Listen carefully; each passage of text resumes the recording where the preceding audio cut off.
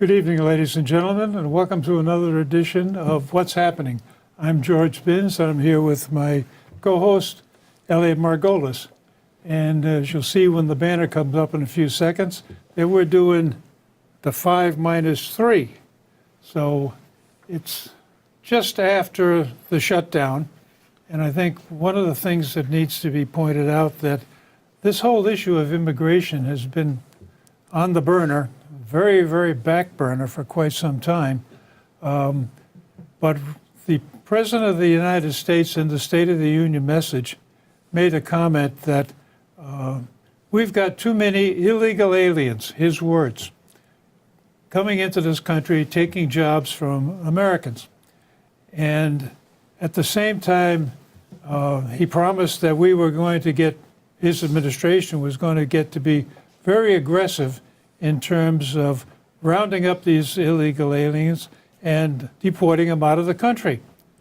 In case you can't remember, the president was William Jefferson Clinton, and that was the State of the Union message in 1993. So this is a can that's been kicked down the road too long, too far, and I think they're now to the edge of the abyss. And you can't kick it any farther. Somebody's got to do something. Well, you know, George, what's amazing is the ripple effect of everything.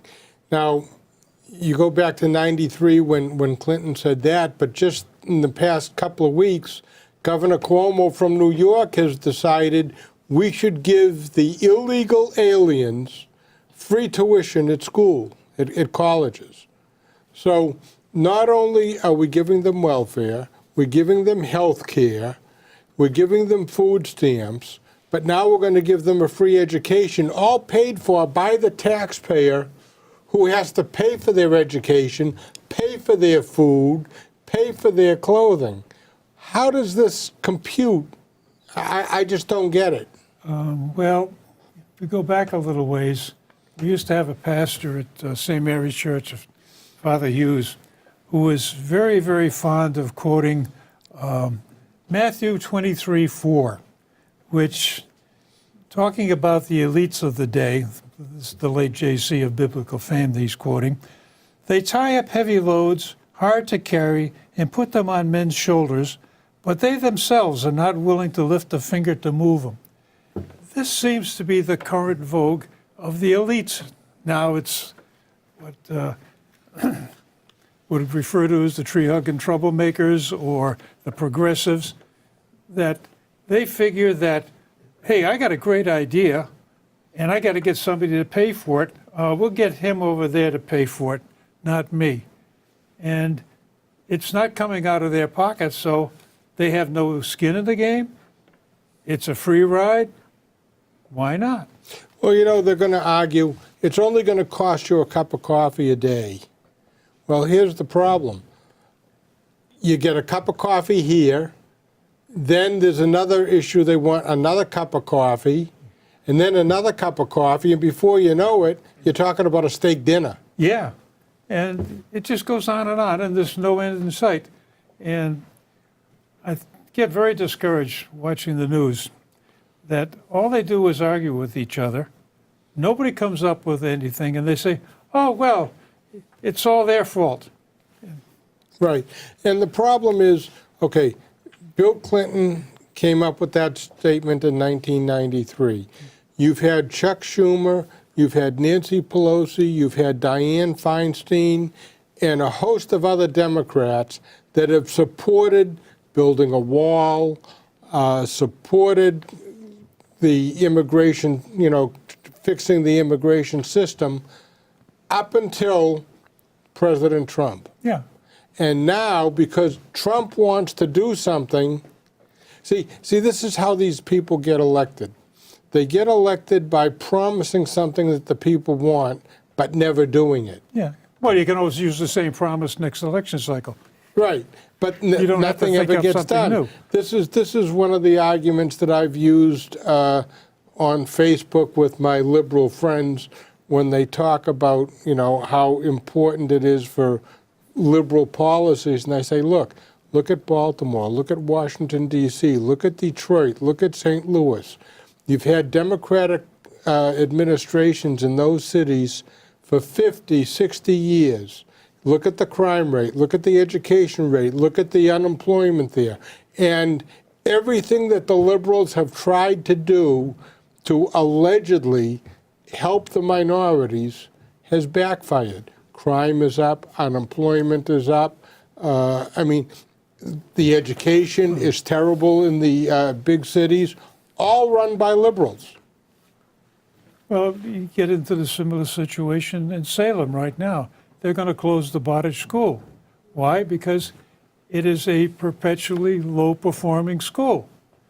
So they're going to take the kids out of that school and scatter them around town. How does moving a kid from one school to another school improve their education? Are they saying that the Bottage School and all its teachers were totally incompetent? They'd never say anything like that. There's other problems involved, and all you're doing is moving things around. It's a shell game. Right. It's like the Metco system, the Metco Yeah, program. that's another one, yeah. Okay. So we have a Metco program where the kids in the inner city of Boston, just a few select kids in the inner city of Boston, Good basketball players. all football players, Yes. they get bused to Sudbury, Weston, you know, a whole bunch of suburban towns which have good education. And so those kids, yeah, maybe they are going to get a good education. What about the rest of the kids? Yeah. Okay? Why not take that money? And I have to tell you, it's millions of dollars worth of busing. Yeah. Why not take that money and fix the schools? Put discipline in the schools. But make those schools better, because what you're doing is you're saying, okay, you're politically connected, we'll send you over to Sudbury or to Weston or wherever, and the rest of you, we don't care about you. Yeah. And that's the liberal policies going awry. Yeah.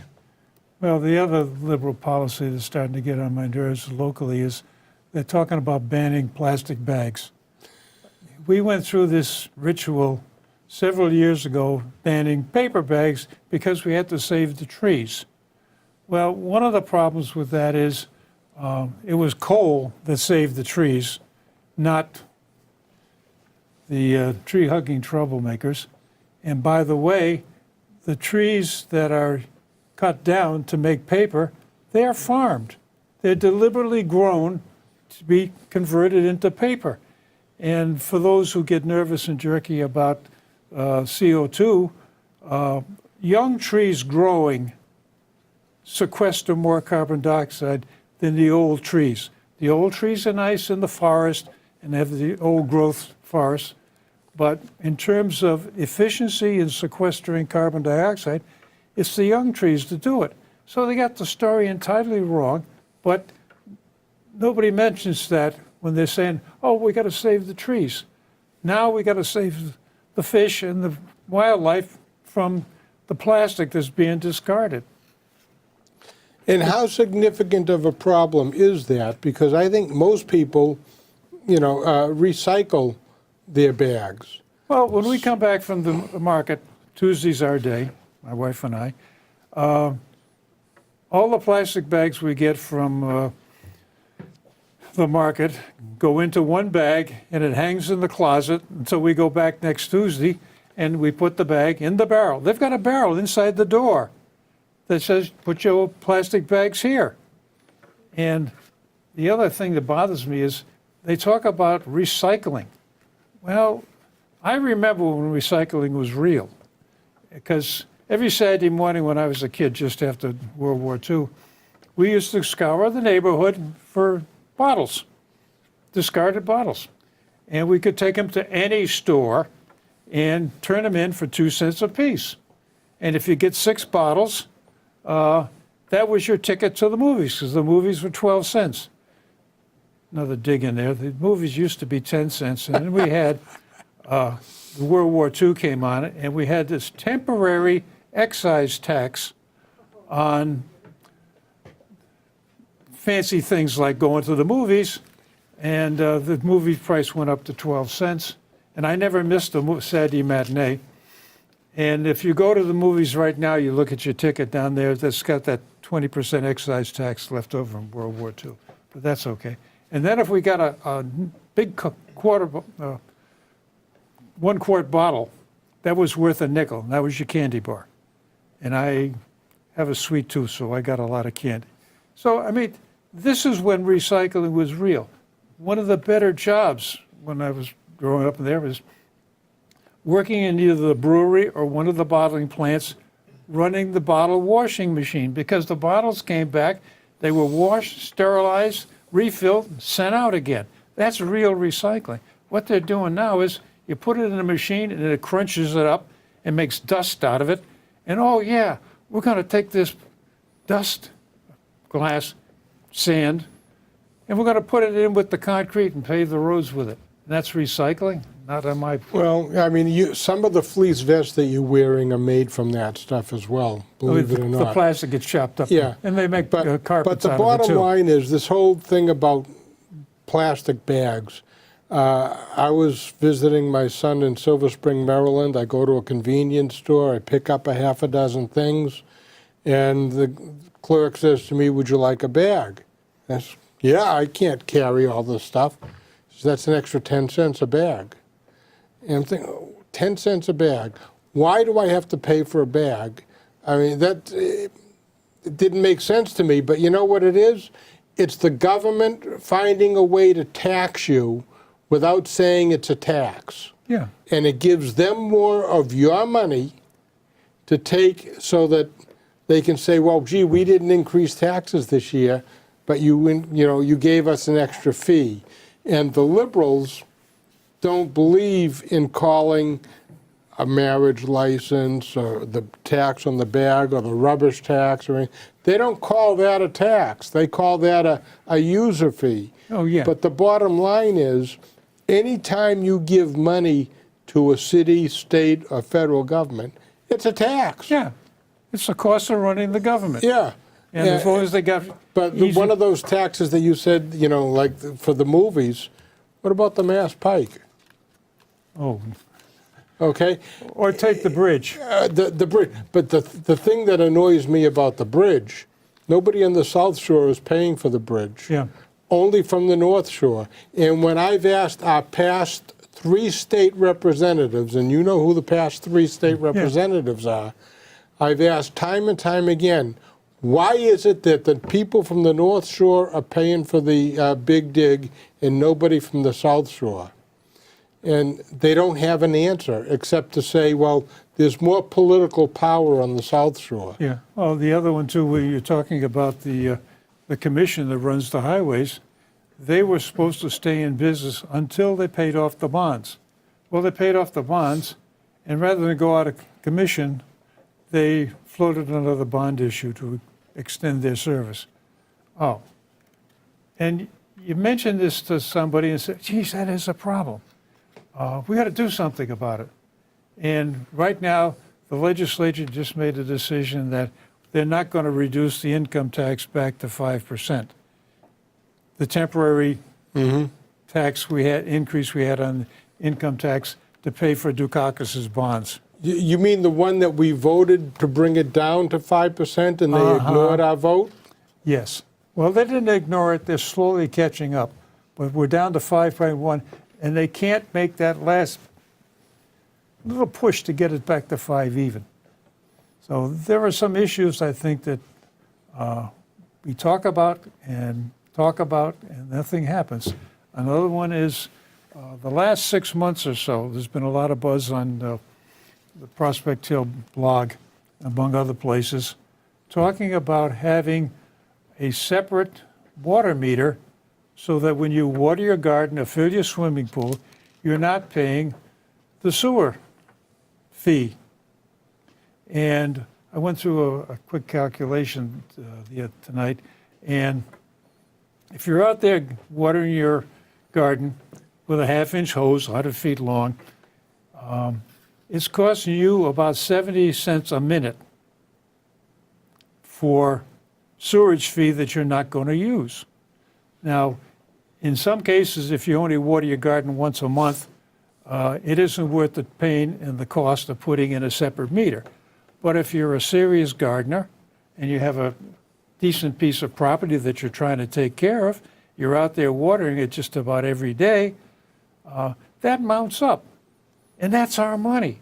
I've had people tell me they're paying $1,000 a month for water in the summer because they water their lawn. I wouldn't doubt it. I mean, and I remember a few years ago when we had one of our city councilors here, and I asked him the question about having the extra meter, and he agreed that it's unfair.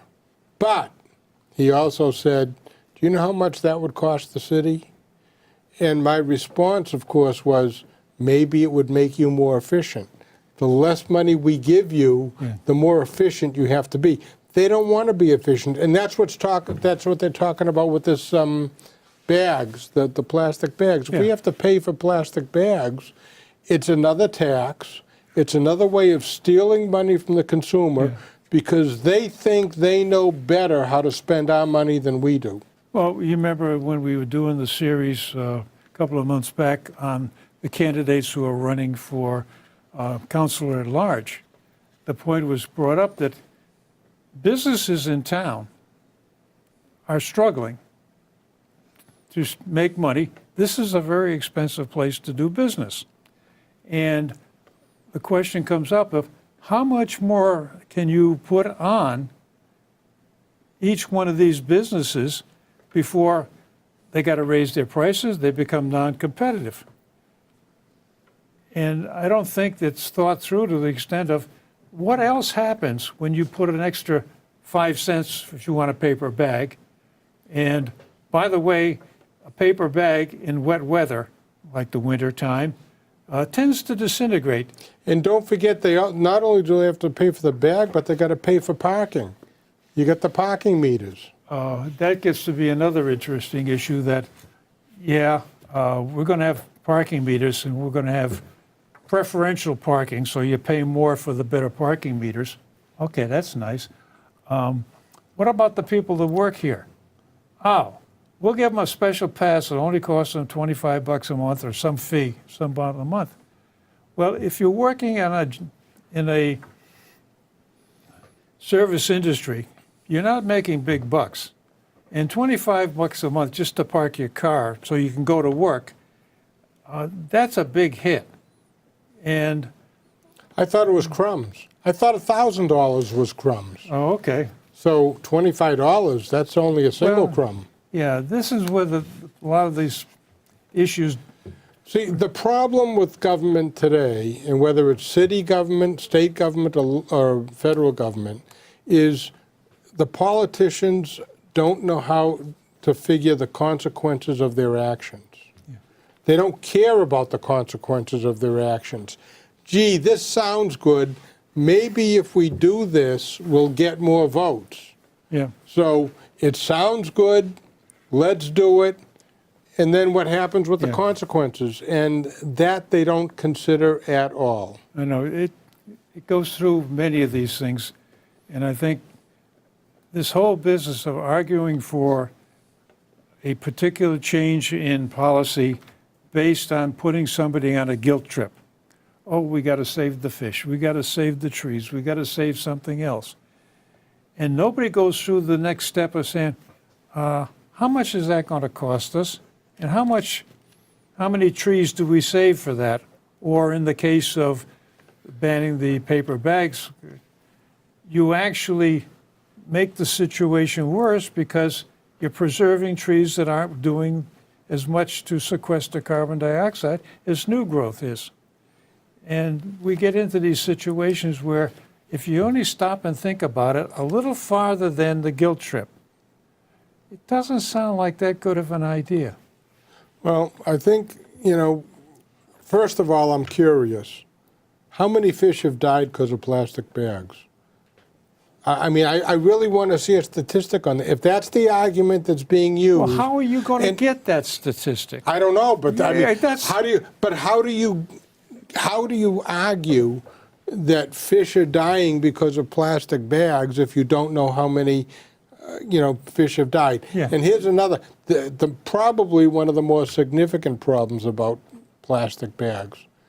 What are you going to use when you're walking your dog? Yeah. I mean, think about that. People have to pick up, because of the leash laws and everything, Yeah. as they should, they pick up the remains of what a dog Yeah. will leave. What are you going to do with it? How are you going to? It doesn't make sense. Again, they don't understand the consequences of their actions. Yeah. And there's a lot of things that they keep pushing through that don't connect. Like the issue of, okay, if we ban plastic bags, what does it do over here, there, and other places? What else is being done with those plastic bags? And at the same time, the issue is, why don't we just throw them in the trash? Well, the argument comes back, and I remember I had this discussion a couple of years ago. Well, when they run them through the system, the plastic bags get caught in the fan. Okay, fix the system so that it can take plastic bags. We've got the same problem with styrofoam. You buy anything this day and age that's bigger than a bread box. I don't think too many people even know what a bread box is, but that's another story.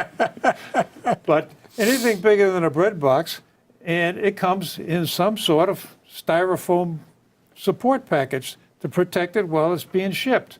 So you got this big chunk of styrofoam.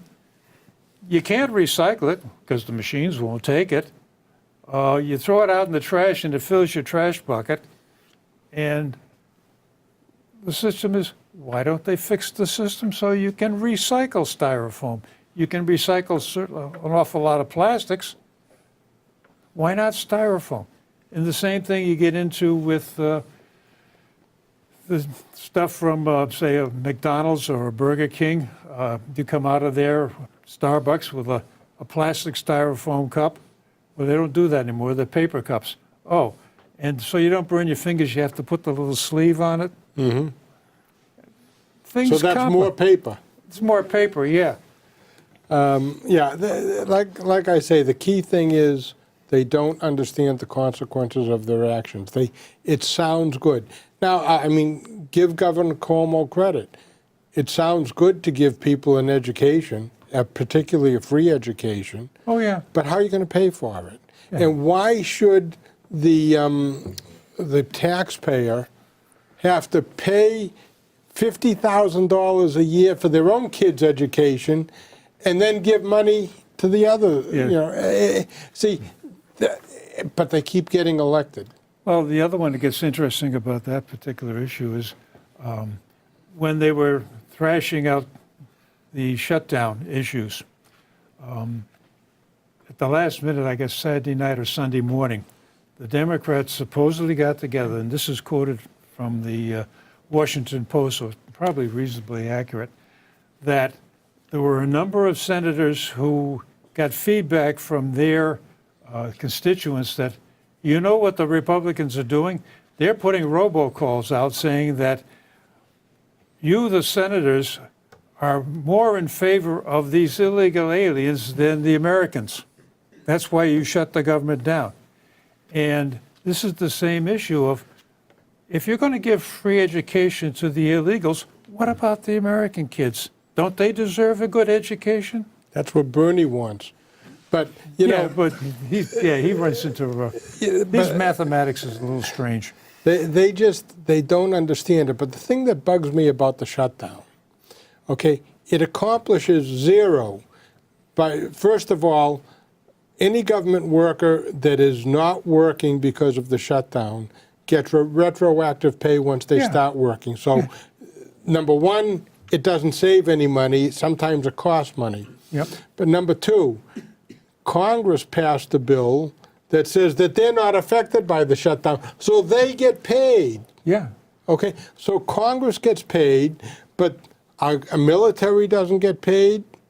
Our essential people, I have a friend who is essential personnel in the federal government. He had to go to work even though he wasn't getting paid.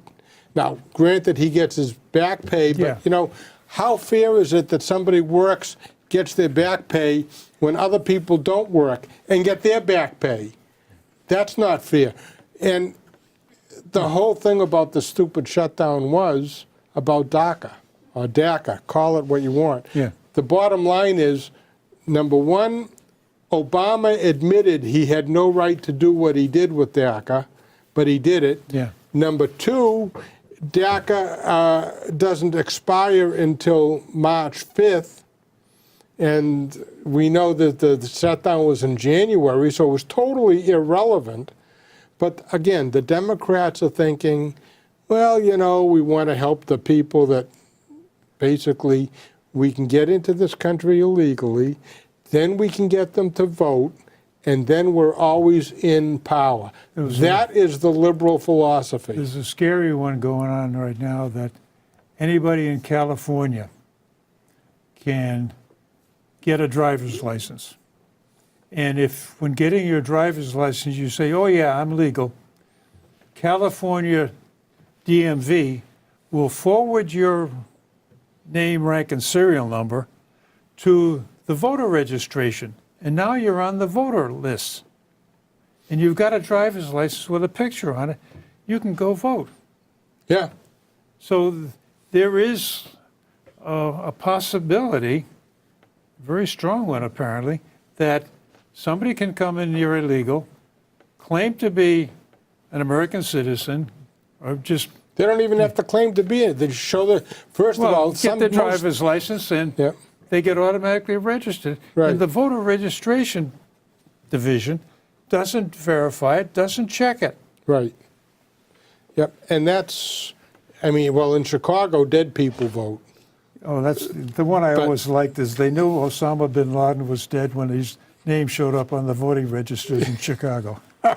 I always liked that one. But it's very frustrating, and that's why there's a lot of people in California that want to split away from California, and they want to start another state, the 51st state. And I think one of the reasons that the government doesn't like it is because they can't figure out how to make a flag with 51 stars. you know? Yeah, the other thing is that what it turns out, if they ever did that, the mathematics comes out, it makes the Republicans stronger because they take away an awful lot of electoral votes from the From very the liberal part Democrats. of the... Yeah.